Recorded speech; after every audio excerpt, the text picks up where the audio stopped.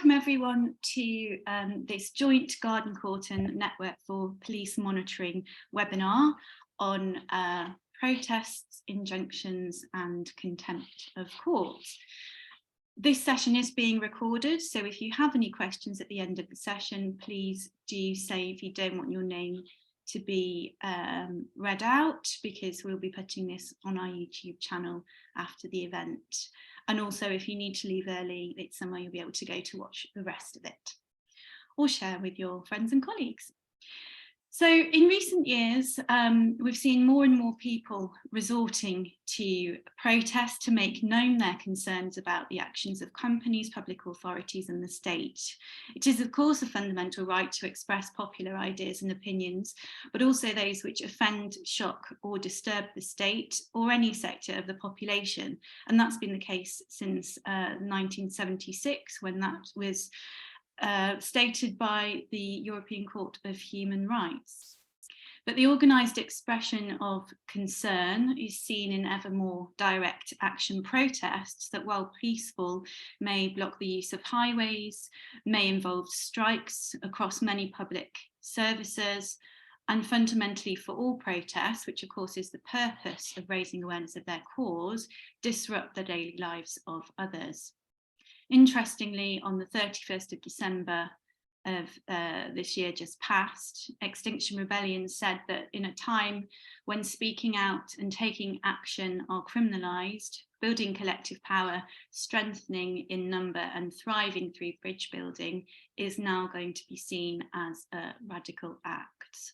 So they're trying to avoid being arrested because going on protest seems to lead to ever increasing draconian measures. In particular, last year we saw the expansion of police powers in the Public Order Act amendments to prevent and disrupt protest and charge protesters. And the Public Order Bill currently before Parliament takes that even further to capture a range of ancillary actions in very broad and concerning powers. We've also got a bill now laid before Parliament to attempt to limit strike action for public service employees in response to their legitimate concerns about inadequate pay and conditions. And we've seen scores of XR Just Stop Oil protesters and others before the courts on aggravated trespass charges. And even those who took part in Bristol protests a couple of years ago have faced charges of violent disorder and riots. Against that background, private companies and local authorities are responding through the county courts to the limits on their operations, and this event focuses on the civil law aspect of protests. So this event aims to explore the current legal context for injunctions, how they're being used to restrict our right to protest and what we can do about it. And I'm delighted that we have 4 excellent speakers with us today to explore that territory. They are Stephen Simblet, KC from Garden Court, as well as Owen Greenhall, Alice Hardy from Hodge, and Allen Solicitors, and Kevin Blowe from the Netpol organisation.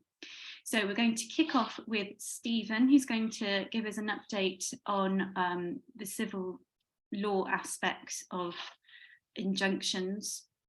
Stephen's practice includes a focus on individual rights and civil claims against the police and public authorities.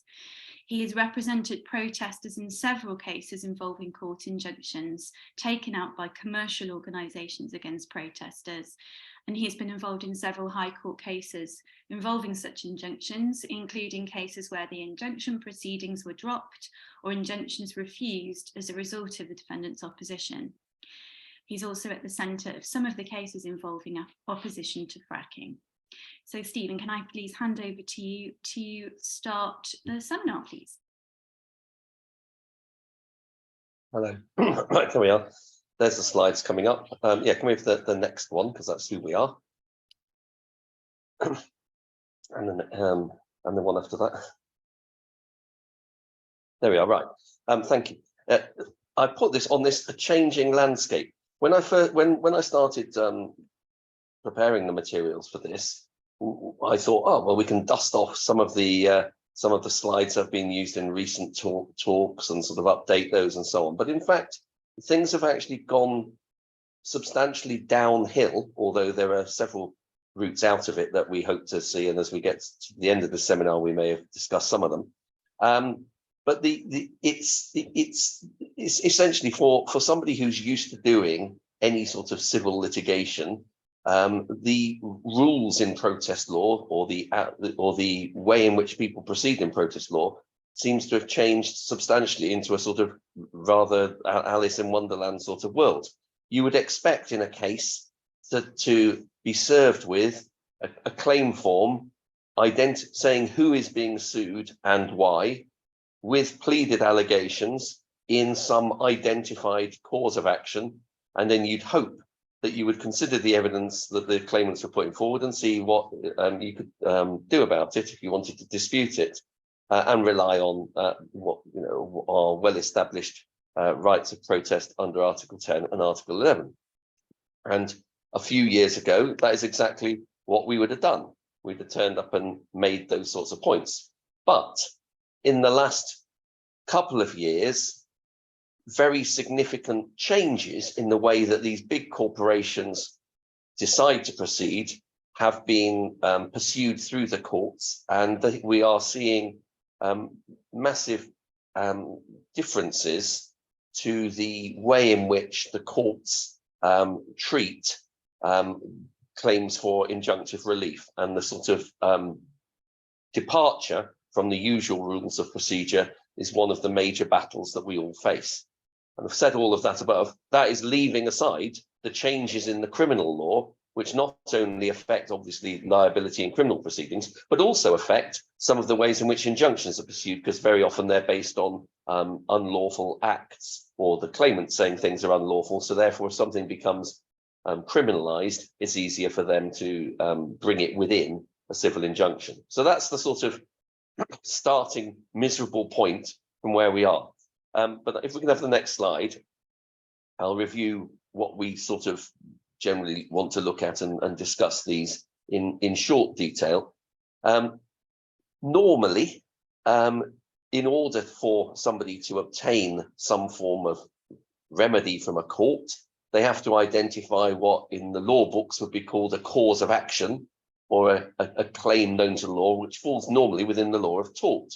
And the usual ones listed are trespass, talk about that in a minute, private nuisance, public nuisance, and I've added in as a side note there, and it's statutory quasi little brother in section 222 of the Local Government Act 1972. We'll see how local authorities seek to rely on some of their statutory powers and responsibilities to in relation to highways, or in relation to other acts, to try and say that things that would otherwise be lawful are in some way a public nuisance, and that they can or should take action about it.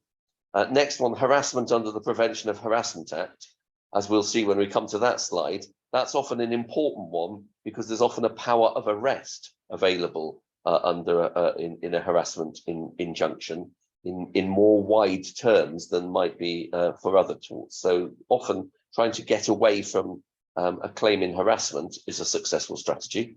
Then various things like watching and besetting and so on under the Trade Union Labour Relations Consolidation Act, TULRA. And then at the bottom I put economic torts. And the economic torts, as we shall see, are ever increasing, ever widening in scope, and are essentially allegations where companies say that things that are being done to them are damaging their business or damaging their ability to operate, and that the courts need to step in to protect it. So that's the sort of list of torts. I'm now going to do a sort of whistle-stop tour of what each of those is, and then I'm going to come on to some of the important procedural changes. So if we can have the next slide, please, Nisha. Yeah, trespass. Essentially, I mean, one of the two main cases, Mayor of London Hall, City of London, Samedi, each of those, in those cases, orders were made against people who were not just the parties to the proceedings, because in trespass, essentially, it's a claim that you can't come onto my land, my property. That's the starting point. And the courts have always allowed possession proceedings to be brought against to identify simply the land not just the people against whom the proceedings are being brought. And that sort of unusual departure from what's normally expected has been seized upon by local authorities and commercial bodies to try and get injunctions against the same sorts of people. And as we'll see when we come onto the procedural points, a lot of this is about the claimants trying to get an order that affects as many people as possible without actually identifying anybody against whom they formally put forward a case, for fear that that case is not a good one. Can we have the next slide? Yeah, a private nuisance. Well, here there is, that means basically an interference with land, but as the old case law says, it has to be both substantial and unreasonable to be a nuisance. And there's all these old cases about activities and whether they cause a nuisance to somebody and whether it's fair enough for the person to be doing it, like people running tanneries in New Cross and things like that.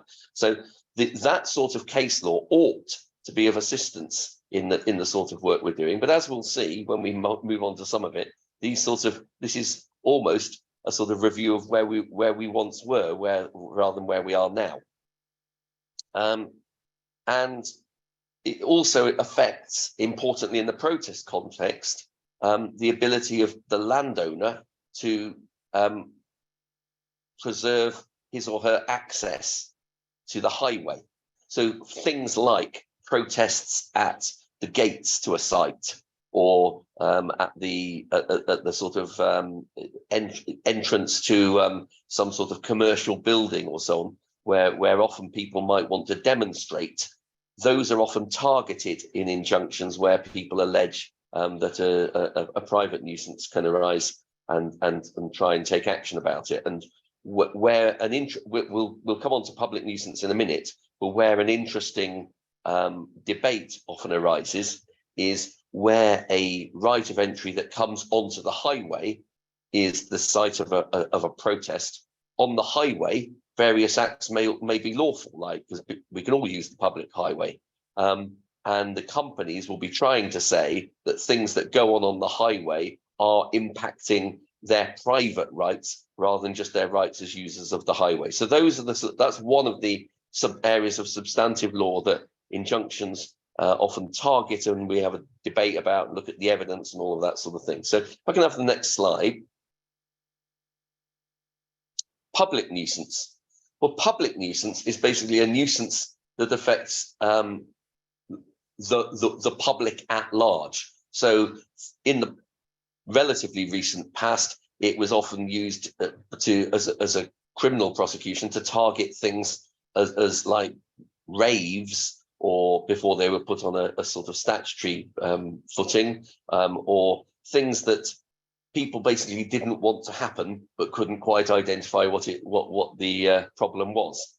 It's also a public nuisance to do things on the highway that obstruct it or unreasonably interfere with the rights of others. And that's why in the protest context here, and the things that we're looking at, a lot of the focus in an injunction is going to be based on what is being said to be unreasonable or wrong in relation to protesting on the highway. There are obvious reasons for that. The first is we probably don't need to spend long on arguing about whether people have got the right to go onto somebody else's land. But when it comes to demonstrating on the highway, well, we all have got the right to that. It's our roads as much as it is a driver's, or as much as it is a lorry that is delivering things to somebody you want to protest against, or as much as it is for the increase in traffic by somebody like Ineos trying to develop parcels of land in the north of England. Those sorts of things raise the rights of everybody, and protesters are often the sort of interface in both having rights themselves to use the highway and having rights of protest. And important, these cases on this slide are important to look at, because essentially in those cases the courts have been looking at, well, what is it that is going to be allowed to happen on the highway, and what is it the courts will stop by an injunction. And we haven't yet mentioned, of course, that an injunction is not just something, is not just a sort of decision in a case. It is a court order which will result, if breached, in people being fined or sent to prison, and being found in contempt of court. So often these debates are about the deterrent problem that an injunction causes, rather than actually the actual terms of the injunction. So that's why in cases like Ineos, we got into a situation where it became very important to identify the things that obviously ought to be allowed and no reasonable person could prohibit. And then having sort of established those, essentially to point out how what the claimants had done in their injunction did in fact prohibit those things, or would make people think that they might be prohibited, so couldn't be allowed to remain. Now at the bottom there on that slide, the submission that we would be making, and indeed Stephanie did make it in Laporte, and it was accepted, and it was used by Mr. Justice Nicklin in the Canada Goose case that we'll come to, is that essentially things like protests are not things that the court should be concerned with at all, we would say.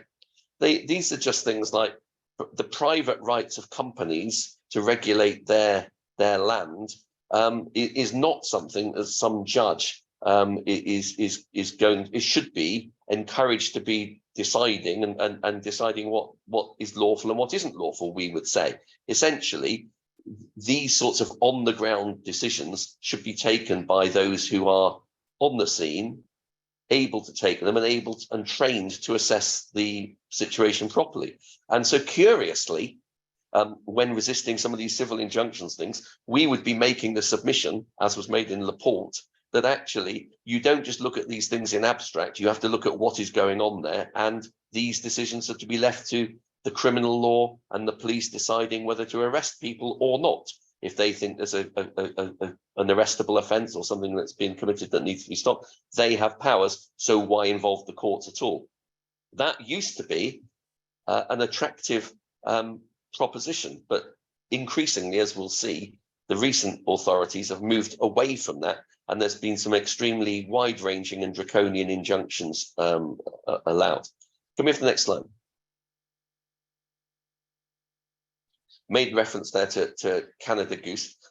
Those are the passages that set out exactly the point I was just making, with my caveat at the bottom. However, that is not what the courts have done since. So with that, and bearing in mind that time is short, can we move to the next slide, please?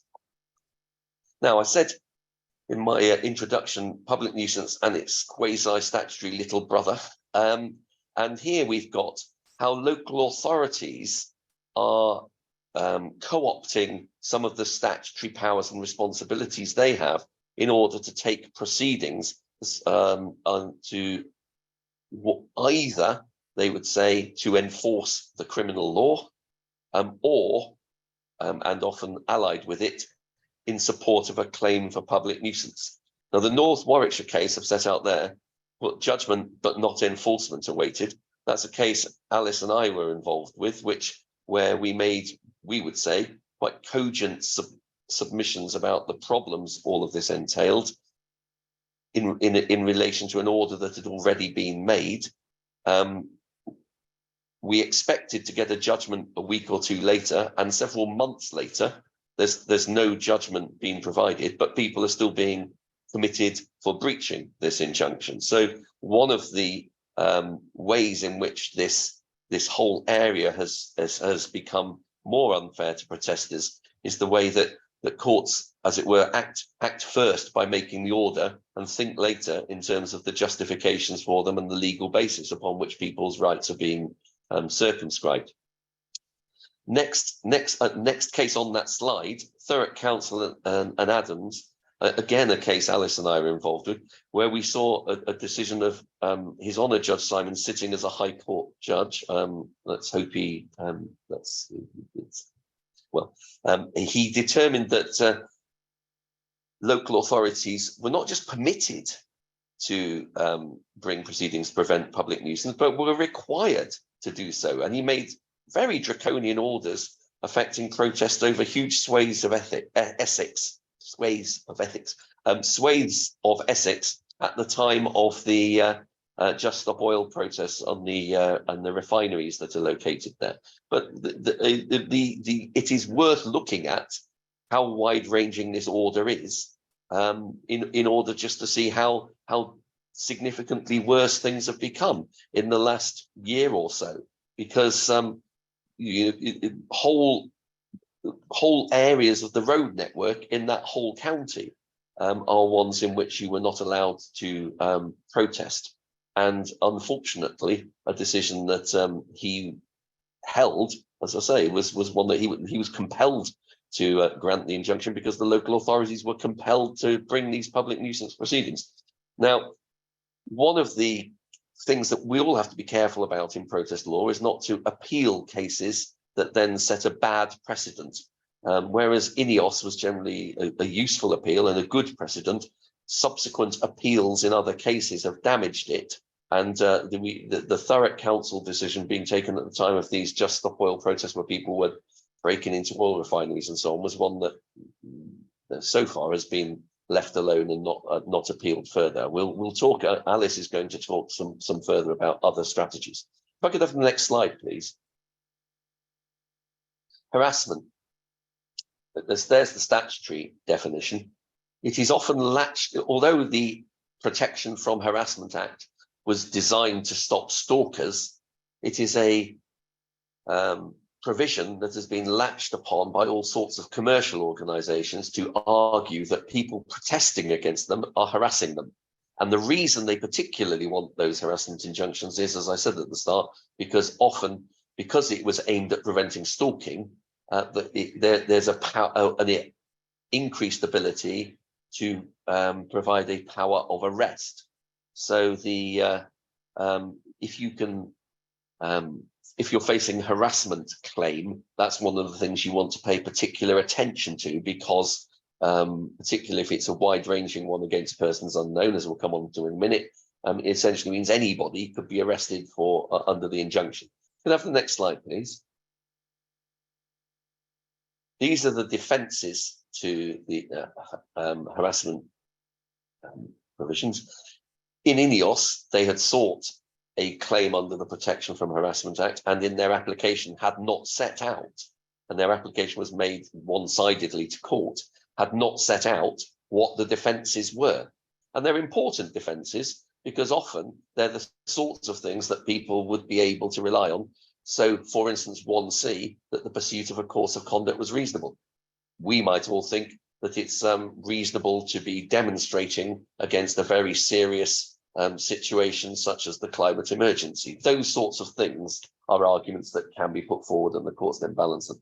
In Heathrow Airport, with Garman and others, which is a case that Stephanie Harrison and I did with Nick Blake a number of years ago, we managed to get off the harassment injunction that was being sought to stop people protesting against the expansion of Heathrow Airport. Can I have the next slide, please?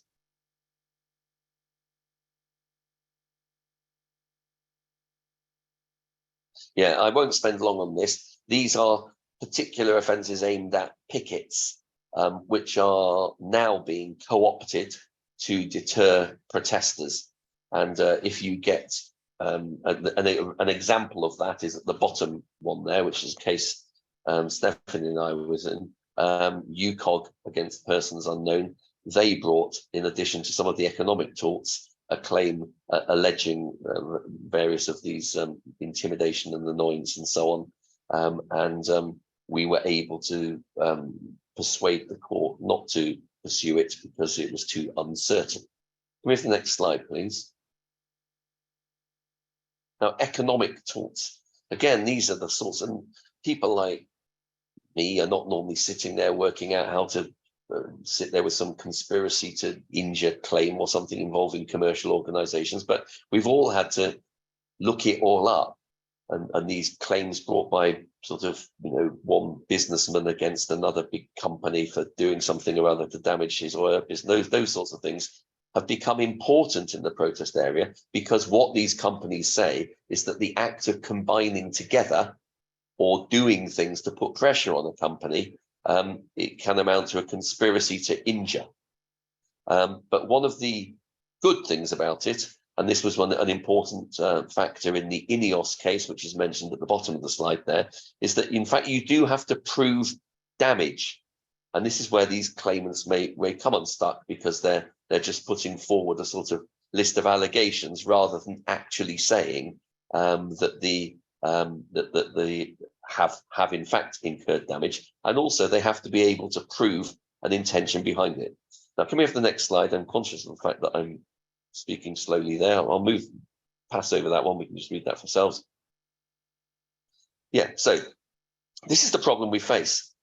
The claimants want to kick up uncertainty, so they proceed in novel courses of action, try not to have any opposition, and try not to name anyone or any named individuals as defendants. Can we have the next slide, please? I think we can probably, well, it's a good example of what happened, of how unfair all of this is. INEOS, they seek an order that potentially affected everyone in the world. They proceeded against persons unknown, without any formulated pleadings, served nobody, and sought an order from the court, which they got, to keep the initial hearing at which the injunction was granted secret. I mean, you might think total scandal. So can we have the next slide? And as was, let's pass on from that. Essentially, if you do, we were able to get the injunction substantially modified by turning up and arguing about it when it all when the court actually looked at it properly. It's worth knowing that the interim injunction had been granted after about 2 hours consideration of massive bundles and bundles and bundles of evidence and one-sided argument. Can we have the next slide? Now, I've put here, if you don't turn up, that might worry the court more.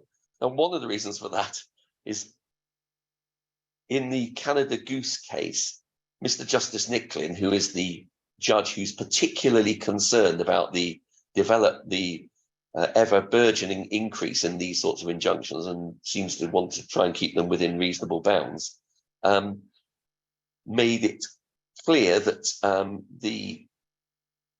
if you didn't have anybody there, that the court was put in a particular difficulty, and he tried to introduce rules and procedural rules to ensure that the claimants would try and actually get before the court those who they claimed were doing something unlawful. And he did various things about it, which survived an appeal to the Court of Appeal, but which have come slightly unstuck in the Barking and Dagenham case, to which we'll come. So can we have the next slide? I'm conscious I've got to rush through it now. On the other hand, if you do go, you can get the injunction in very different terms. For example, the INEOS case, where in the Court of Appeal, the bits of the injunction that were the most troublesome for everybody concerned and most put people off protesting away from the site were dispensed with, and the appeal allowed. Now, I've made mention of the fact that Mr. Justice Nicklin's decision had been changed by developments in the case London Borough of Barking and Dagenham against persons unknown. Now, that is important for our purposes. That is a decision about people coming onto land. So it was, in fact, injunctions sought to prevent gypsies and travellers from entering onto local authority land, and they saw massive injunctions covering virtually every land they owned. And what the Court of Appeal said in that case was that Mr. Justice Nicklin's and the Canada Goose on appeal expectation that you should go around having to name people wasn't a requirement of an injunction. That case is now under appeal to the Supreme Court. And one of the issues there will be if, in fact, there is a difference between injunctions affecting trespass and coming onto land against persons unknown, where there is a sort of linked to being able to take possession proceedings against persons unknown, and whether in fact when you're identifying or pursuing protesters, whether in fact you have to in fact name people and say what it is you allege against them. Can we have the next slide, please? Now, again, these are sort of procedural arcane points. I think we can probably pass that slide because the law's moved away from that. And we would say simply that the court has to know who's there and why.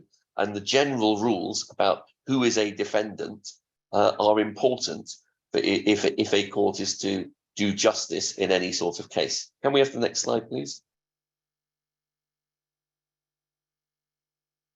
Yeah, now this is this is going to be one of the issues that's in the Barking and Dagenham appeal. To what extent is proceeding against persons unknown affected by your ability to give them notice of the proceedings so that they can argue about it? In trespass, you may be able to put signs up saying there's an injunction, but in other areas of law, it's much more complex. And we hope that the courts will be dissuaded from allowing this sort of random sort of affects everybody but nobody to persist much longer. As an example, in the Just Stop Oil, in the Essex case targeted at Just Stop Oil, some of the people they've named, they just sort of put lists of people on bus stops and so on, and even that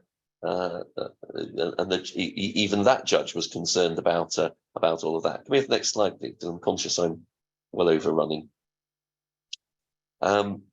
We used to say apply to strike it out, but as we'll see in Alice's talk, there may be a more subtle approach. Come with the next slide. These are all about rules about trying to say that somebody's got the same interest. Claimants would often say they're all protesters, lump the protesters together. But of course, different people are different things. Some people may want to protest unlawfully. Some may want to protest entirely lawfully, but be caught by an injunction targeted at everybody else. So I think we can probably pass over this slide and pass over that one. Not pass over the fact that there ought to be a difference between being party to a claim and being party to things that allow the enforcement of that claim. And the cases of Huntington Life Sciences and Shack and the NPower case still are important there. And can we pass on to the next slide? Yeah, there we are. That's the thing. So in a sense, I've been the sort of rather doom-laden person about how it's all going wrong. I think in our next talk from Alice, we're going to see some potential positive solutions. So Alice as the solutions person. Thank you so much, Stephen. Yes, let's hope it's not all doom and gloom and the sands have all shifted and nobody knows what we're doing or why. So just to introduce Alice quickly before she tells us what potential benefits there are of Rule 40.9. Alice is a solicitor at Hodge, Jones and Allen and represents people who wish to bring the state and its officers to account, and political or campaigning groups wishing to challenge unlawful decisions and practices in order to uphold human rights and effect change for the better. Her caseload includes claims and challenges against the police and a range of public bodies. She's also specialising in acting for victims of sexual assault and domestic violence, political and environmental activists, which is most relevant today, and people who've suffered discrimination in a range of different areas. But as Stephen said, for today's purposes, Alice has been working on a number of interesting cases in the protest context. So Alice, can I hand over to you, please? Hi, thanks, Jodie. I have a small good news story. I'm not sure it offers solutions to all of the problems that Stephen's identified, but it is a small good news story. And it's about the developing use of CPR 40.9. Everyone knows or should be aware that challenging a protest injunction is a very risky business. Oh, could you move on to the next slide, please, Anusha? Thank you. Legal aid is not available for bringing these kind of challenges, so they need to be funded, and usually that would need to be privately. There is a standard requirement in most protest injunctions that anyone who wishes to challenge one has to apply to be a named defendant, and I'm going to talk about what the risks are in that requirement. But the good news story is the development of CPR 40.9, which helps to mitigate some of the risks involved in bringing a challenge to a protest injunction. Can we move on to the next slide, please? Thank you. So in pretty much any protest injunction, you'll see a standard provision, which in one sense is a good thing because these injunctions tend to affect the world at large, as Stephen said, and it enables anybody who's interested or concerned to challenge it. But in order to do so, the provision requires that any person applying to vary or discharge an order has to provide the name and address, their name and address for service, and must also apply to be joined as a named defendant to the proceedings at the same time. There are some quite significant disadvantages in being named as a defendant. You're likely to be served with the injunction order once you're a named defendant, and then you're bound by its terms, could become liable for contempt of court if you then breach the order. And I think Owen may be talking about what penalties result from being found liable for a contempt of court, but essentially an unlimited fine and up to 2 years in prison. And we've seen a lot of protesters recently who have been imprisoned. They've had custodial sentences over the last couple of years, so this is being used. They could also become liable for the underlying claim that Stephen's been talking about, for nuisance or trespass or some such tort, which means they could become liable for damages and costs in that claim. And most immediately, they could become liable for the claimant's costs in responding to their challenge. And that tends to be the most immediate concern of somebody who wants to challenge an injunction. Are they going to end up with a bill if they're not able to completely overturn it? As a result of all of these risks, a lot of these protest injunctions go completely unchallenged, which Stephen has touched on. Could we have the next slide, please? There was a challenge in May last year to a large injunction issued by National Highways Limited. It covered a lot of major roads, including the M25, all its feeder roads, and lots of roads in Kent. Me and Owen represented Jessica Branch and also another protester who was part of the campaigning group called Stop Killing Cyclists, and you can see a picture of the kind of protest that they like to carry out. Neither of them had attended any of the protests that were the kind of target of this injunction, but they were concerned by the breadth of it and the danger of being caught inadvertently by it and ending up being subject to contempt of court proceedings. Mr. Justice Chamberlain had made the initial order, which was granted effectively in secret, ex parte, as most of them are. And that was the standard order that I've mentioned. Anyone who wishes to challenge the injunction has to apply to be joined as a named defendant. There was a return hearing in May 22, so that last year, and Mr. Justice Benathan thought that Chamberlain's order was at odds with CPR 40.9. So I'll explain what that says on the next slide, please. CPR 40.9 says that a person who is not a party, but who is directly affected by a judgment or order may apply to have the judgment or order set aside or varied. Previously, judgments relating to CPR 40.9 tended to focus on judgments in default. So this was a novel way that this had been brought up.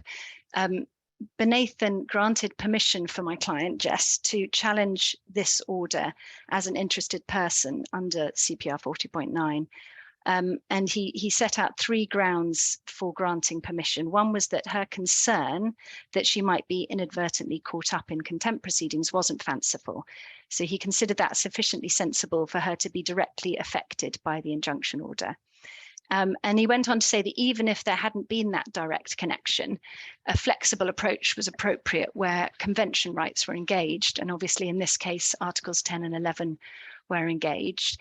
And he commented that even a general concern with a political cause might be sufficient. So somebody who has a particular concern, a political view that's challenged, that isn't directly affected by the order, but the order affects the exercise of those political views, they might be sufficiently directly affected by the order. He also commented that it was desirable to take a generous view where the court was being asked to make wide-ranging orders and where the court was not likely to hear any opposition at all without granting permission. Can we have the next slide, please? So I mentioned these previous judgments on CPR 40.9 tended to relate to judgments in default, and they just focused on whether the non-party was directly affected and whether there was a real prospect of success in changing the order. So this was a much broader interpretation of it, which is really helpful in injunction protest injunction contexts. And the first use that Owen and I are aware of it being used in protest injunctions. So it means that anyone affected by an injunction that has a potential impact on Articles 10 and 11 can potentially make representations without having to become a party. And the most important aspect of that I mentioned is that would help in terms of whether or not they will have costs imposed on them if they're unsuccessful with their challenge, because it means that there would not be the application of the standard costs regime. But there is no guidance on whether or when costs can be ordered if somebody is bringing a challenge under CPR 40.9. Can we have the next slide? The next case where we use this, and the next one that I'm aware that there's a judgment on the use of CPR 40.9 in this context, was a challenge to an injunction that had been issued by ESSO in relation to protests that were taking place along a 90-kilometre pipeline that they are still constructing from Southampton to Heathrow, carrying aviation fuel. So it's a wide-ranging injunction, and it restricted protests along and near the pipeline. We were acting for two activists who had participated in peaceful protests. You can see a picture of one of them there, which was a mock funeral where they carried a child-sized coffin and lowered it into the trench that had been built by the construction workers to represent all the children that may be killed in the future by the climate emergency. There were another couple of peaceful protests that they'd participated in. One was standing silently on a footpath next to the construction works, and another was standing on a public road with banners in front of the entrance to the works. And all of these caused some minor disruption. Essentially, the construction workers had to halt their construction for a short period of time. They asked for permission to challenge the injunction under CPR 40.9. Can we have the next slide, please?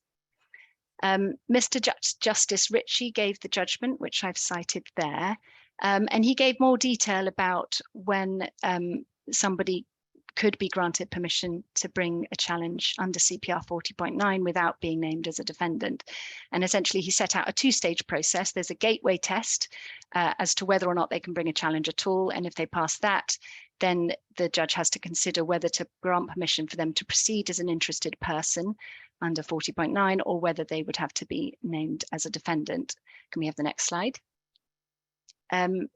So in the gateway test, there's two factors. One is whether they're directly affected, which is the old test that we're familiar with. And the other is whether there is a good point being raised by the person bringing the challenge.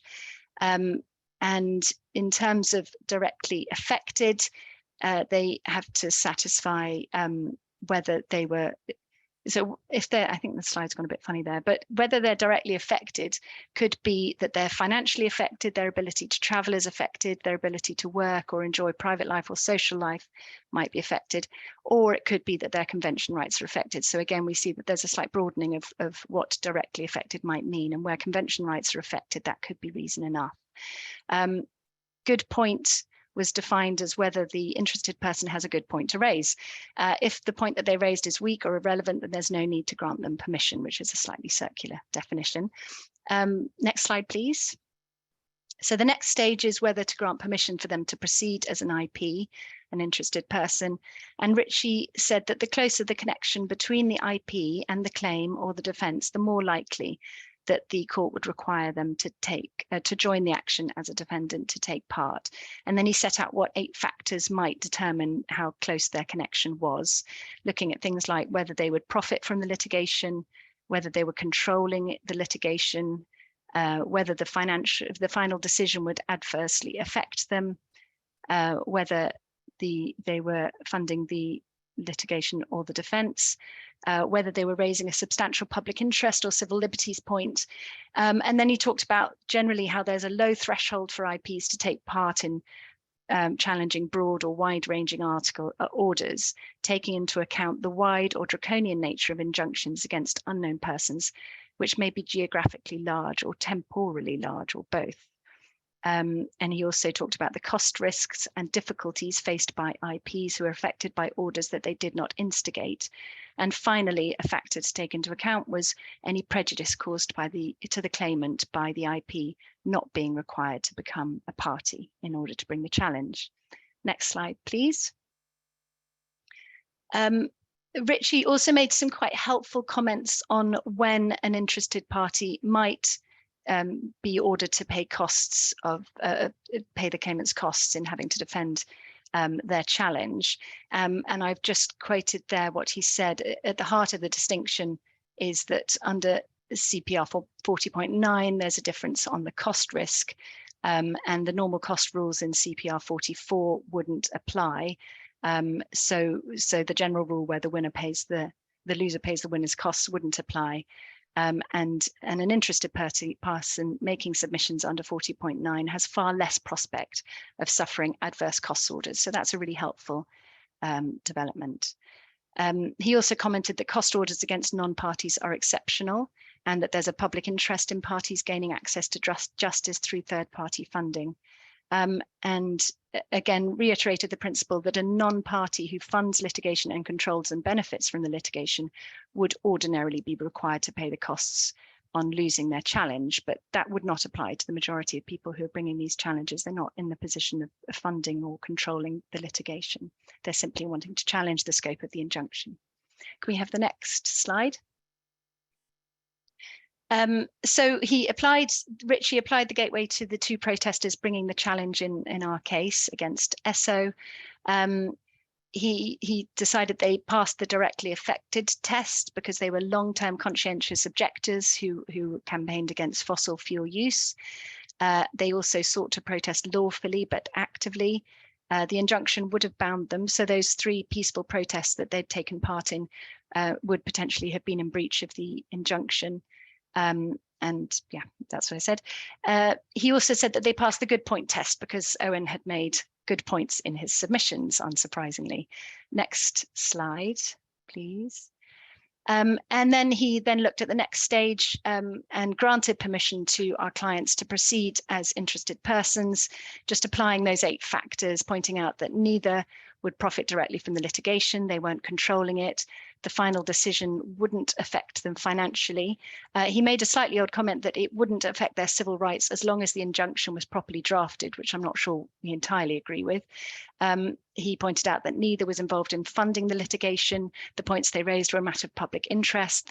The injunction was draconian, as in it had a large breadth and infected persons unknown. In which case there should be a relatively low threshold to allow them to make representations. He mentioned that legal aid wasn't available to them and that there was no evidence of prejudice to the claimant. Helpfully, he pointed out that the fact that the granting them permission to bring a challenge as interested persons meant that it would be more difficult for the claimant to get their costs wasn't considered prejudice. Next screen. So it's not the case that bringing a challenge under CPR 40.9 means that there's no risk of adverse costs. Costs still can be awarded under CPR 46.2, although again, the criteria for that tends to be where the non-party has been controlling the litigation. So yeah, CPR 46.2 talks about where a court is exercising its discretion to make costs against a person who's not a party. It requires that they have to be added as a party for the purposes of costs only, and they have to be given a reasonable opportunity to attend a hearing. There's not much guidance as to how that might work in the case of somebody challenging a protest injunction. But one helpful thing is that orders shouldn't normally be made for costs that would have been incurred in any event. So where one of these large bodies is returning to court for a return hearing after they've been granted their injunction, that's a cost that would have been incurred in any event. So you would have strong arguments that someone challenging that injunction shouldn't be ordered to pay the costs of that hearing. Next screen. So there's still a lot to be done to redress the vast imbalance between the well-resourced bodies who seek and obtain these injunctions and those who seek to challenge them. But Ritchie and Benathan's judgments on CPR 40.9 do help in a significant way to redress that imbalance by making it a little bit more accessible for people who want to challenge them. That's it from me. Fantastic. Thank you very much, Alice. There is a bit of a light at the end of the tunnel potentially, and let's hope that it continues to be a possible route for people who can satisfy those conditions and the 8 factors that you've set out. Let's move on now then to Owen. And Owen is going to talk to us about sanctions and costs, I believe, if I've got that right. Just a little introduction for Owen, who's a specialist in all aspects of protest law and has extensive experience, I should say, in litigating these areas. He's experienced in both the criminal and civil aspects of protest cases and has numerous cases behind him in this area, including committal proceedings. These relate to Just Stop Oil, Insulate Britain, Extinction Rebellion, as well as those opposing HS2 and fracking. He's also provided pre-litigation advice to several NGOs on civil liability for their direct actions. He's the co-author of the Protest Handbook, which I happen to have just here, if anyone who's interested. Little sales pitch for you there, Owen. Hope that generates some income. And let me hand over to you. Thank you very much, Jodie, and thank you to Stephen and Alice and for everyone else joining us. I've put together some slides, so I hope that those can be shared on the screen now. And yes, so if I'm going to talk about some recent issues relating to contempt of court and protest injunctions. Stephen obviously dealt with the cerebral matters of the basis of claims and those other weighty matters. I'm very much looking at things from the other end of proceedings. I'm going to talk about 3 topics. The first is the requirement of knowledge of an injunction in order to be held in contempt of court. Secondly, the sanctions imposed for contempt of court in protest cases. And then finally, the issues of costs. And these are costs awarded against defendants in committal proceedings, which have been a very vexed area in recent times. So if we could go on to the first slide, please. So the issue about whether a person has to know about an injunction before they can be held in contempt of court was considered fairly recently in the case of Couturier and Secretary of State for Transport. And what the judge held there was when an injunction is made against persons unknown, the court will make provisions for alternative service of the injunction. So that will mean putting a copy of the injunction on a sign next to the land that's affected by it. But there can be other methods of alternative service. It could be advertising in a newspaper, it could be advertising on social media, can have service by email in relevant cases. It all depends on the particular facts of the case. But what is important to note about alternative service is it's not the same as personal service. It's not the same as going up to someone and giving them a copy of an injunction. And because it's not of that form, there's always the possibility that someone might breach the injunction without actually being aware of the injunction. The sign which the injunction was put on might have been pulled down, might have been dark and someone hasn't seen it, something like that.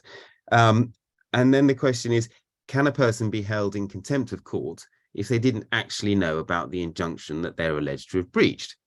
And what was held in Couturier was, as long as the claimant complies with the provisions of alternative service, there's no requirement for actual knowledge on behalf of the defendant before they're held in contempt of court. Lack of knowledge goes to sanction. So if a defendant didn't actually know about an injunction and breaches it, they will be technically in contempt of court, but they should get a very low sanction imposed. In fact, it could even be nothing at all and no costs and no adverse consequences at all. But this puts the requirement of demonstrating a lack of knowledge on the defendant, or at least takes it off the claimant. So the claimant will simply say, well, we got the injunction, we put it up on the signs, and this defendant was in the exclusion zone or whatever. And then it's going to be up to the defendant to say, well, hang on, I didn't know about it, or those alternative service provisions weren't fair. That would be another way to deal with it. A defendant could say the provisions for alternative services need to be varied and shouldn't apply to me. But that was a position taken in Couturian. If we go on to the next slide. So the issue then arose in a kind of oblique way in the case of London Borough of Barking and Dagenham and persons unknown. And this is the case which Stephen referred to, which is going to the Supreme Court in beginning of February. In fact, on a different point, but this issue may well arise there as well. And what the Master of the Rolls held in that case was that in order for a person unknown, an unnamed defendant, to be made liable for breach for breach of an injunction, they had to knowingly breach the terms. As it says, he repeated it in several passages that a person unknown is not bound by an injunction, does not become a party to proceedings unless they knowingly breach the terms of the order. If we can go on to the next slide, and I'll on to the next one again. And again to the next one. So it was stated, the particular passages aren't so relevant, but it was stated throughout that judgment that knowing breach was a requirement in order to be bound by an injunction. And this obviously seems to be in tension with what the Court of Appeal had previously said in Couturian. And this tension was picked up by Nicklin, Mr. Justice Nicklin, again, who had been referred to by Stephen in the case of MBR Acres and McGiven. And he says quite clearly, he doesn't find it easy to reconcile a requirement of knowing breach of an injunction as a prerequisite for becoming a person unknown defendant by operation of the Gamble principle. This is an earlier case that related to persons unknown injunctions. He finds it difficult to reconcile that with the earlier decision of the Court of Appeal in Couturian, in which the court rejected any requirement of knowing breach. What was required, the Court of Appeal held in that decision, was notice or service. And that could be achieved by alternative service. So Nicklin effectively points out what is a very, very clear inconsistency between two relatively recent decisions of the Court of Appeal. It's important to note that the Master of the Rolls in London Borough of Barking and Dagenham didn't directly consider the Couturian case on that point. And so they may not have turned their minds fully to that issue. But it's an obvious tension in the case law. It's an obvious point which arises more frequently than you would expect in protest cases, where breaches of injunctions will often be not by named defendants, by persons unknown. The circumstances of the breach may be that people are down tunnels, they may have been up trees, they may well have difficulty it may be difficult for the claimant certainly to prove that people had knowledge of an order. So it's an interesting area of law and certainly something to look out for. If we can move on now, please, to the next slide. So now I'm going to talk very briefly about sanctions in protest cases for contempt of court. So when someone is found to be in contempt of court, the court will impose a sanction. Their court's options are quite limited. They can impose at the lower end a financial penalty. They can then impose an order for committal which is suspended for a period of term, or they can impose a period of immediate imprisonment up to 2 years. But what they don't have access to is the possibility for a community order, what used to be called probation. So that is something that's available in the criminal courts, where you get a range of orders for people to do unpaid work. They would have curfew requirements, be on electronically monitored tags, all sorts of things like that, that kind of much more fine-grained provisions of sentencing powers are simply unavailable to courts dealing with contempt of court matters. Again, next slide. But even within these limited range of options, the courts in dealing with contempt of court in civil cases have recognized that protest cases are often suitable for more lenient penalties. And this reflects a similar approach that's adopted by the criminal courts. And the case that this was addressed explicitly in Quadrilla Boland in a 2020 case in the Court of Appeal, where the Court of Appeal said civil disobedience may be defined as a public, non-violent, conscientious act contrary to law, done with the aim of bringing about a change in the law or policies of government, or possibly private organizations. And they refer to John Rawls's theory of justice, as an unusual citation in the Court of Appeal. But they go on to say, when these conditions are met, such acts represent a form of political protest, both in the sense that they're guided by principles of justice or social good, and in the sense they are addressed to other members of the community or those who hold power within it. So they give a legal definition of civil disobedience. Next slide, please. And the court then went on to refer to 3 reasons for showing greater clemency in acts of civil disobedience than standard cases of contempt of court. The first is that a person who engages in acts of civil disobedience establishes a moral difference between herself and ordinary lawbreakers, and that's right to take into account in determining what punishment is deserved. Essentially, these are not people who are breaching court orders for selfish reasons. They're not acting violently or in any way dangerously. They are doing things for principled reasons, and that moral distinction is something that the courts take into account. Next slide. The second reason is that a protester generally, and this won't universally be the case, but generally, apart from acts of civil disobedience, a law-abiding citizen. And there is therefore reason to expect that less severe punishment is necessary to provide a deterrence from further lawbreaking in the future. Next slide. And the third reason, and this is important, is that part of the purpose of imposing sanctions, they refer both to criminal offences and intentional breaches of an injunction, is to engage in a dialogue with the defendant so that he or she appreciates the reasons why, in a democratic society, it is the duty of responsible citizens to obey the law and respect the rights of others. And by that, of course, they include respecting court orders. And that it's important to that the defendant recognizes that even where the law or other people's lawful activities are contrary to the protester's strongly held belief.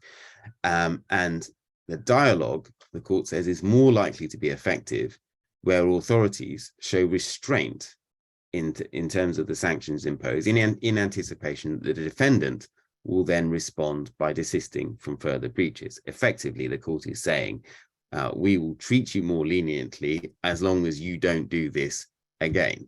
And that is a very important aspect of sentencing in protest cases. If we could just move on to the next slide. So these principles were considered in the National Highways cases. These were the Insulate Britain protests. They were a series of cases. I've given the citation for National Highways and Booze. There was an earlier case of National Highways and Hiatawin, and then a third sequel case as well. And they dealt with the principles that the court should apply. The Booze case is probably the most useful for those representing defendants. One point that they addressed was the fact that if someone who admits contempt of court should be given the equivalent, what's the equivalent of credit for a guilty plea in a criminal case. So they be given a reduction in the length of sentence or the type of sentence which is imposed. And the court said that where an admission is basically made at the first hearing, they should be given full credit for an admission of being in contempt at that stage. That's important because unlike in a criminal case where a person is arrested, will often receive legal advice from a solicitor at the police station, will be interviewed by the police, given an opportunity to put forward their account then, and then if there's a later court date, they'll have a further opportunity to take advice.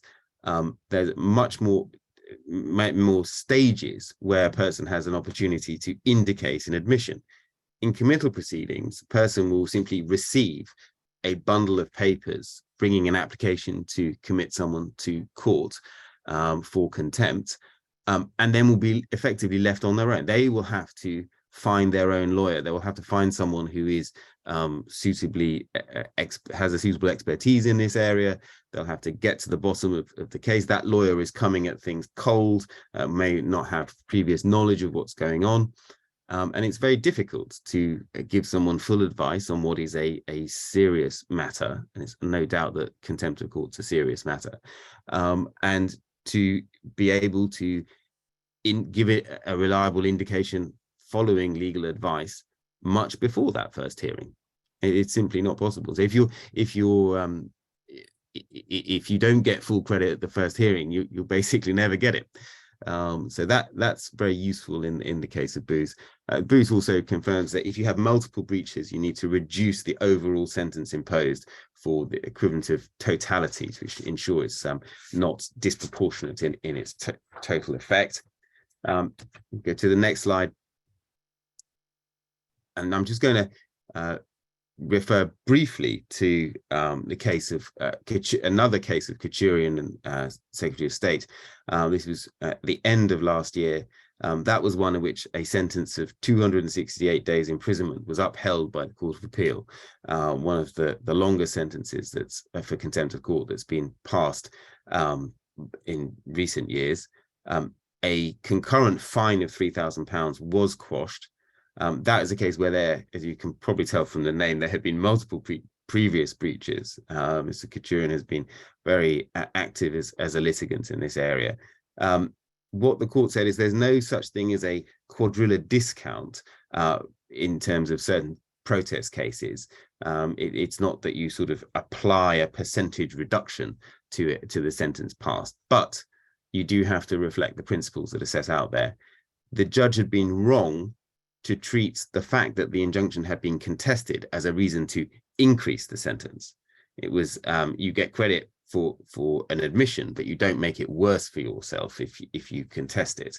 And the judge had also been wrong to calculate the length of the sentence by effectively saying this person had been down a tunnel in breach of this injunction by X number of days, and to give 10 days imprisonment per day that he was in breach of the injunction. That kind of algorithmic approach to sentencing was wrong in principle, but they upheld the principle at the end of the day. The next slide. I'm just going to very briefly say that it's very well worth looking at sentencing guidelines in criminal cases when you're dealing with committal cases. There are guidelines that cover a wide range of issues: credit for guilty plea, suspended sentences, mental health issues. Importantly, they say it's not necessary to have a formal diagnosis before a court takes account of mental health as a factor in terms of sentencing in a criminal case, and there should be no reason why it should be different in a committal case. Also, sentencing for children and young persons, and the one-liner is that turning 18 is not a cliff edge. So the principles of more lenient sentences carry on into young adulthood, and not simply a cut-off point at the point of turning 18. Finally, I want to talk about costs, which I'll do very quickly. If you could have the next slide. So the usual provisions in civil proceedings are that costs can be awarded if they are proportionate to the issues in the case, but costs will not normally take account of a defendant's ability to pay. That was what the position was assumed to be until the Supreme Court dealt with the matter in the case of Attorney General and Crosland. And in that case, Mr. Crosland was representing himself. He had deliberately breached an embargo on revealing a court judgment by the Supreme Court, and was then faced committal proceedings in the Supreme Court.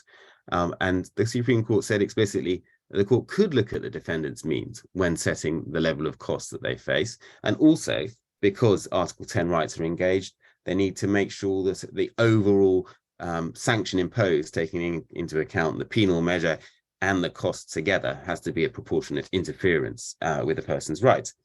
That was, if you have the next slide, that case was reviewed in Hyatawin, which is one of the Insulate Britain cases I referred to. That was a switch back to the traditional approach, that effectively a person's means aren't relevant to setting costs, though they said that in an extreme case, a very high award of costs might be a breach of Articles 10 and 11. But in most cases, the usual cost rules are perfectly acceptable. Next slide. The courts, there's an error. I've indicated that's a Court of Appeal case. This was a High Court case. Hyatawin did say the court must be careful to ensure that the costs are proportionate and reasonably incurred to the issues in the case, and that they're reasonable in amount. So effectively, the court takes a stern look at the costs claimed by the claimant and scrutinizes them strongly, but doesn't consider the defendant's ability to pay them.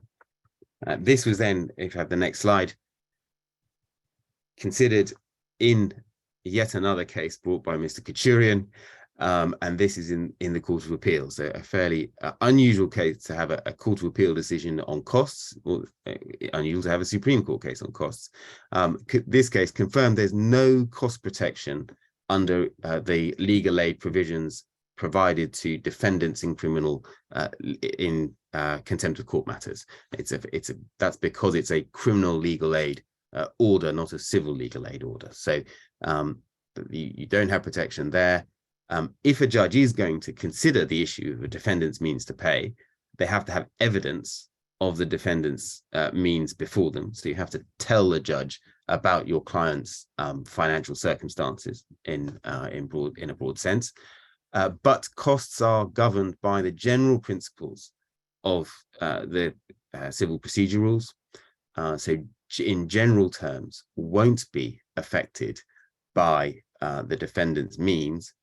Contempt cases are not in a special category, but they are tempered to some extent by the approach in Crosland. And what that means is, having made the order for costs, the court does have to stand back and consider in the round, is the sanction imposed, taking into account any penalty and costs together, is that proportionate? And so there is some protection in very extreme cases when very high cost orders are sought, to get some protection for clients there. But it's not something that you would want to rely on in the run of cases. And the cost orders sought in these cases are frequently in the tens of thousands, if not more. That is a very quick tour. That's the end of my talk. Thank you for listening. I'll hand back. Thank you very much, Owen.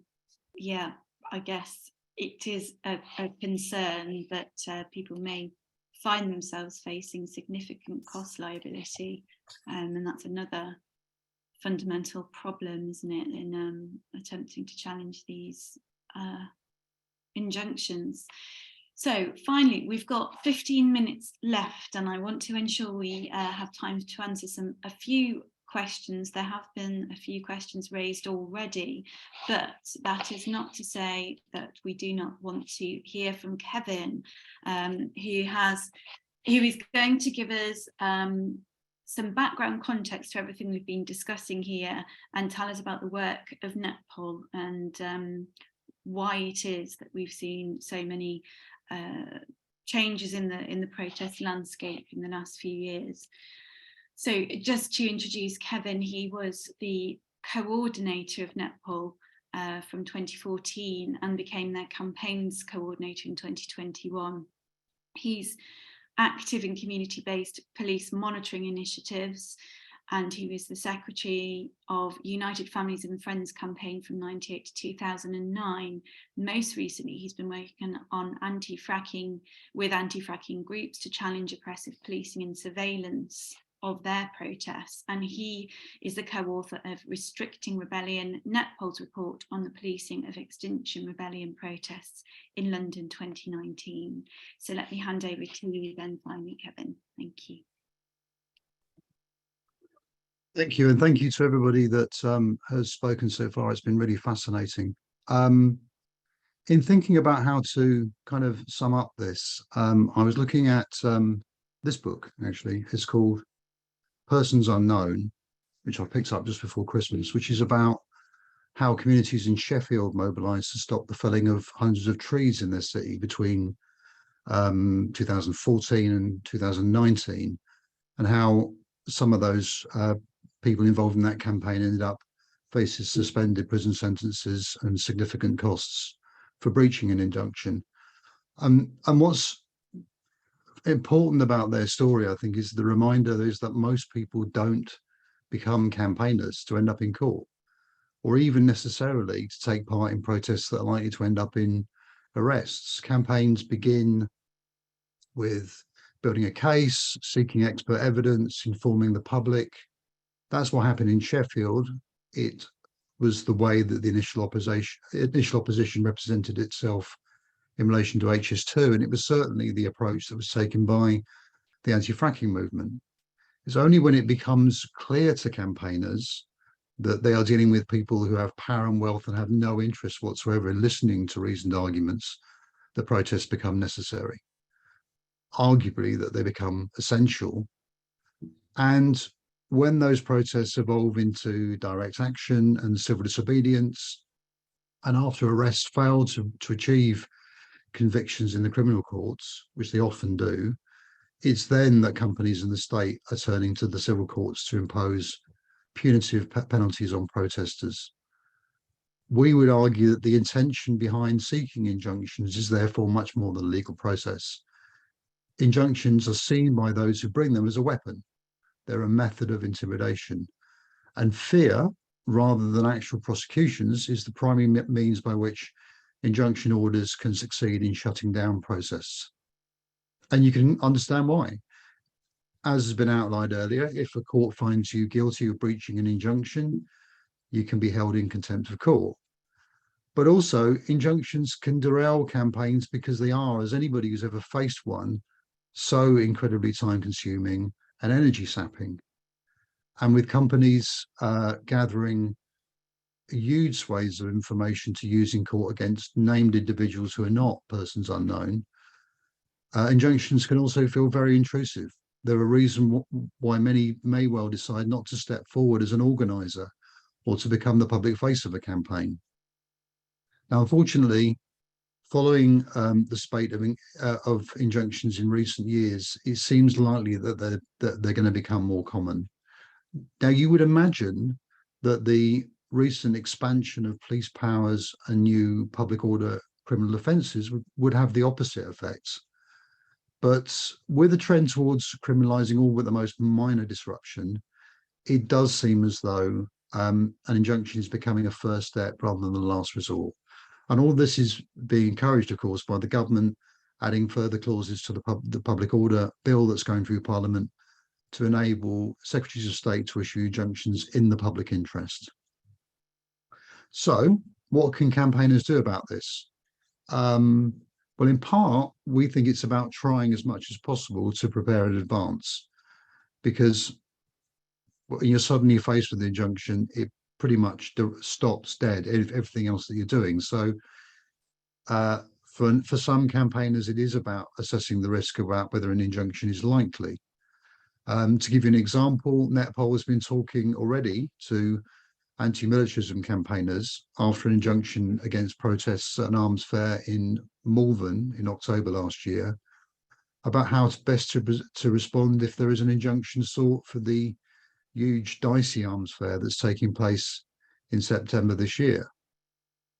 It means thinking about whether to challenge an interim injunction on principle because it represents an attack on rights to freedom of assembly and freedom of expression, and bearing in mind the points that Alice made in her contribution about CPR 40.9, it means thinking about things like what are the costs involved in this, who is best placed to make a challenge, Also, who will legally represent your campaign? At what stage will you speak to solicitors?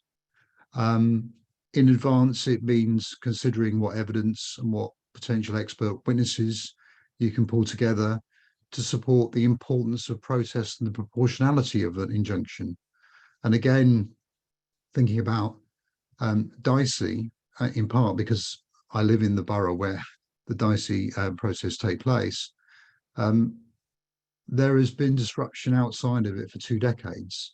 And the courts have repeatedly recognised the legitimacy not only of protests, but also disruptive protests there. And finally, it means thinking in advance about issues around solidarity. So in particular, not inadvertently helping with the alternative service of an injunction by publicising it. So essentially, we don't talk about injunctions online is good advice. But it's also about what happens if there is a contempt hearing, how individuals faced with that are supported emotionally and financially, because that's not always happened well. Now, I'm definitely not going to engage with the discussion on tactics in depth in a public forum like this, but if you're part of a campaign or a movement and you want to have that conversation in confidence with the Netpol team, then please do. As with everything else associated with the legal system, what we want is campaigners to make sure that they are properly prepared and properly organised to defend their rights. You can find our details via our website, which is netpol.org. But just to say that if you're in this position, we are very, very happy to talk. Thanks. Thank you so much, Kevin. It is really important for people to know where they can go to get to some support when they're considering campaigns, protests, and probably very aware that, you know, in the news that there's so much clamping down on any sort of campaign and objections that people are raising to things that might be happening in their community. So I think that offer of assistance will be very welcome to any people on the webinar who are not lawyers and who are here to listen very much to that aspect of it. Now, we don't have much time left, but I do want to just see if there are a few questions. Owen has been very kindly and busily answering questions in the background, which has helped, I hope, one of those who've been asking some very practical questions, I think. I've now got lost as to where we are on the questions. Have you answered all? Oh no, I'm on the answered tab, that's the problem. Right, I wanted to just pick up, if I could, one from Camilla, and I'll click answer live.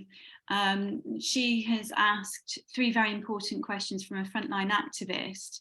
Firstly, is there any way of avoiding the financial penalties relating to injunctions? Is it true that persons unknown don't carry financial penalties? I think we've probably covered the fact that there's a risk that they do. And if you go to prison rather than paying an injunction, financial penalty, are these paying the financial penalty, are they erased, or will they still be hanging around when you come out of prison? So there's some practical questions which I think would be of concern to people contemplating campaigning, protests, etc. Does anyone have any advice for Camilla here? I think the answers are no, no, and no. Okay. I mean,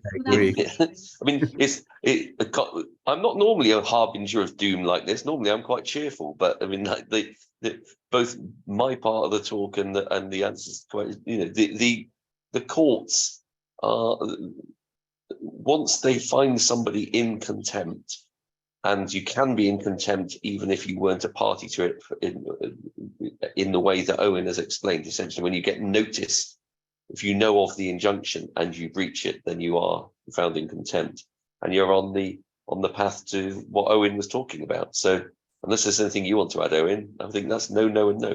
I mean, I think I agree. Those are the answers to the questions. I think that the costs point in committal proceedings and injunctions generally has a real chilling effect, because whilst the courts are very reluctant to take the brakes off, to remove the threat of cost outside of certain narrow circumstances we've spoken about, the courts do want to hear from people. The judges are used to dealing with adversarial litigation, where one side puts the case and the other side pokes holes in it, and they get to decide what happens down the middle. And they don't like these scenarios where claims are brought against nobody, or people are bullied into making admissions of contempt of court because they're so frightened by the adverse costs. An example was in the Insulate Britain case, where there was one of the cases, 3 individuals had indicated that they were in contempt of court. One of them got legal advice, and when you looked at the injunction very carefully, they clearly hadn't breached the relevant zone. And they put an argument forward in the High Court that they weren't in breach. 2 of the others, who were in exactly the same position, said, no, we admit it. The High Court found for the person who was contesting it, said, no, we can't be sure. They took a very strict approach to it. They will construe injunctions quite strictly because the consequences are severe. And the High Court said to the one who contested it, you're not in contempt of court. And to the 2 who wanted to be in contempt, said, well, unfortunately, you're not in contempt either. So when you get before the court, you can say things, but it does take a brave individual, and I think the bravery of activists putting themselves forward in this area has to be recognized. I mean, from picking up on that, the whole problem with persons unknown injunctions is that on the face of it, nobody is sued, but in fact, everybody is sued, and the case against nobody is spelt out.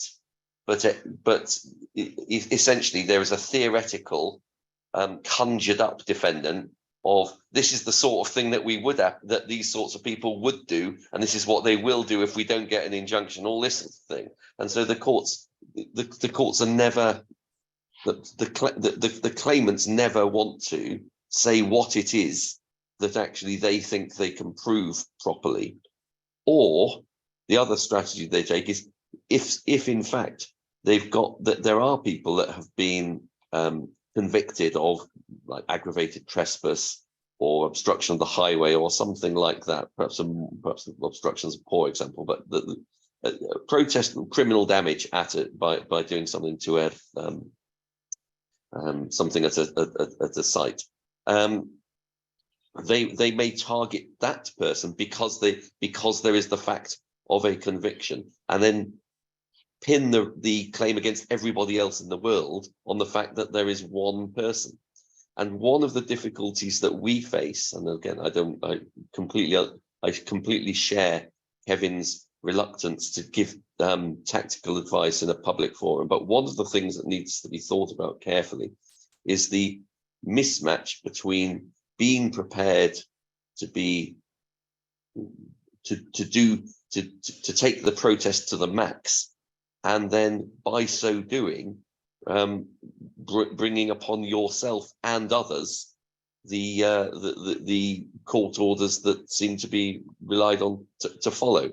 And one of the things that we are often looking for is somebody who is wanting to do something that is obviously on the face of it reasonable and lawful sounding, who is likely to be deterred by some badly drawn wide-ranging injunction.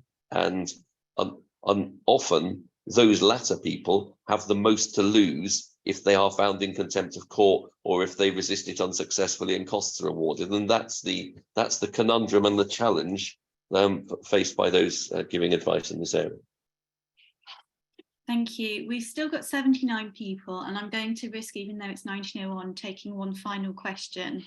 And thank you everyone who has asked questions. I'm sorry that we can't get through all of them. I'm going to combine together what I think is a general theme running through these questions, which is we seem to be talking about every possible mechanism to clamp down protest here, be it by the state or by private companies.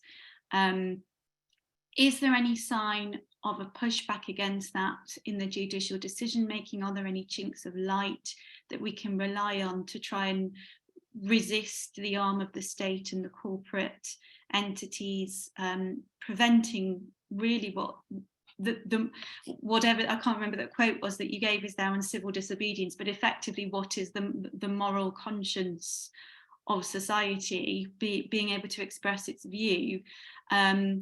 And someone has asked, I say someone, Peter Smith has asked in the context of strategic lawsuits against public participation, which are sort of another scourge on efforts to bring strategic cases in the public interest.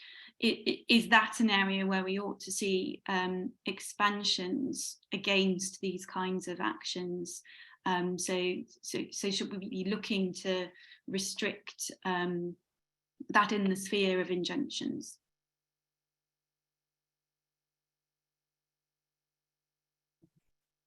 If I can just give a non-lawyer's answer to some of this, I think the difficulty with the idea that there's a pushback within the judiciary is it assumes that the courts are on our side, and that's not been my experience at all.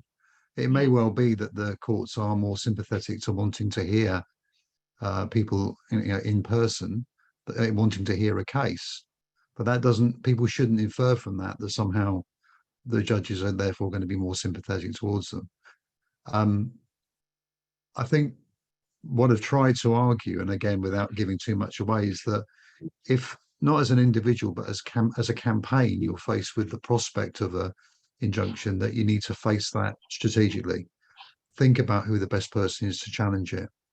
To use Stephen's example, there may well be somebody who is the ideal person to be able to essentially front up a challenge, and who is also prepared for the long sleepless nights and staggering amounts of paperwork that are going to be as a result from that. But campaigners are in it to try and bring about change, right? So and many campaigns have had those people who are prepared to do it.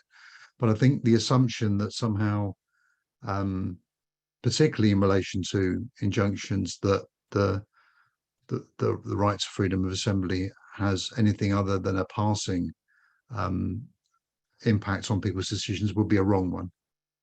I know that's very cynical and quite sort of despairing, but I think that has been my experience over the last 10 years. I completely agree. I mean, I think what Owen was getting at, and Owen will say if it's different, is that judges sometimes lack confidence in a decision if they've only heard from one side, because there's this sort of idea in the British legal system that there are two sides to every story. But it is also right to say that when the other side does turn up, they often get pretty short shrift in the way that you've explained and set out. Yeah. Or the other example is the one that Stephen mentioned in his talk, where Mr. Justice Sweeting still hasn't delivered a judgment, some 7 months on, so kind of tacitly approves it without having to come to any decision at all. I mean, that's a classic case of, it's a time-limited protest in the sense, in terms of its effectiveness. So if in fact all the protest is slapped down by an injunction that at the end of it perhaps shouldn't have been made, the damage is done. Well, I will draw things to a close now. Thank you everyone for your excellent contributions. I think we've raised many more questions, sadly, than we've got answers to here, but I think we should end on a note of saying that, of course, it's incredibly important that people's rights to protest, expression, freedom of assembly are protected, and notwithstanding that there are many trying to prevent the exercise of those expressions and those rights, we still have to keep doing this work to ensure that they're able to make those views known. And I suppose the question we ought to leave ourselves on is really taking from that question, you've just been discussing what is the role of a judge in this context, and I think judges are perhaps being very conservative in their interpretation of what the rule of law is and whose rights it is that they should be protecting, and maybe they're taking a short-term immediate view of the circumstances before them, particularly in the context of climate change, which is where I think we're seeing many of these cases at the moment. So want to keep battling and challenging. Thank you everyone for attending, and to the 71 people still with us and everyone else who will watch this later on. You know where we are to get in touch if you want to discuss this all further. And thank you again to our excellent speakers. Good night, everyone.